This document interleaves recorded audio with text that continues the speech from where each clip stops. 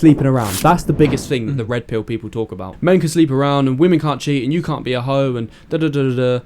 Instead of explaining why. Because I still have these conversations with my girlfriend all the time. Like, why can you sleep around and I can't? Because I said to her before we got together, if you had a history of sleeping around and having casual sex and one night stands, I wouldn't have got with you.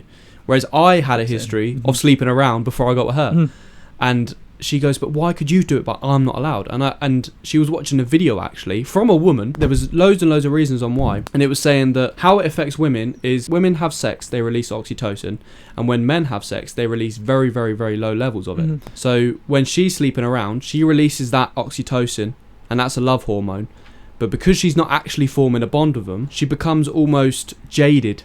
So when she actually gets with someone, it's harder for her to form a connection because sex is no longer valuable to her. She's done that so many times that the love hormone is just like a normal thing. It's not as powerful as it should be. So then when something goes wrong, she's more likely to sleep around because of that. Do you know what I mean? People say men and women are different and, you know, there's that whole argument of, men can sleep around, women can't. But there's always been the saying of, as a man, you're either thinking with this head or that one. Whereas as a woman, they don't have that. Yeah, exactly. Because theirs is all interconnected. And usually, for a woman to sleep with you, this has to be connected and this has to feel desire. And then once this one and this one feels connected, then she lets this one up. So if she's able to give this up without these two being connected, then this is separate from these. Yeah, so then when she falls in love, she's more susceptible to cheat. She's more susceptible to not value sex, have casual sex, because she's taken away the connection and the value this has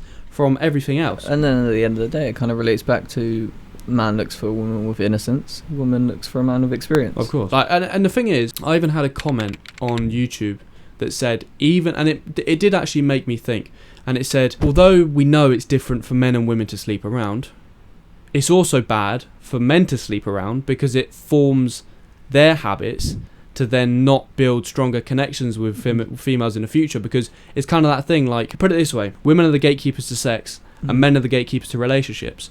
And all these podcasts and everyone's talking about women shouldn't be hoes, you shouldn't sleep around, you shouldn't do this, but at the same time they say we can have multiple women and we can sleep around. So all you're doing is creating that cycle. And again, I understand, because it's only those top 20% of men that are having sex with 100% of the women that are having sex. But if you want that to stop, then you need to stop doing that, because you're only creating that cycle.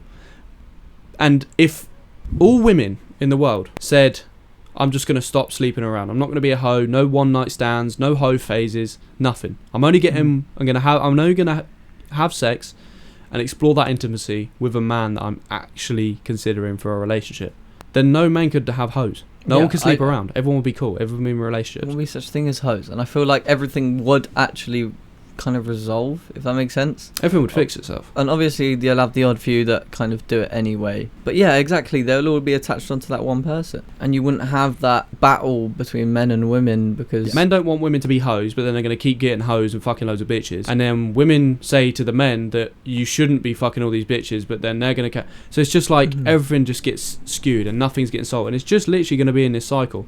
But as I say, the whole sexual marketplace, it's all women's fault. No. That's it.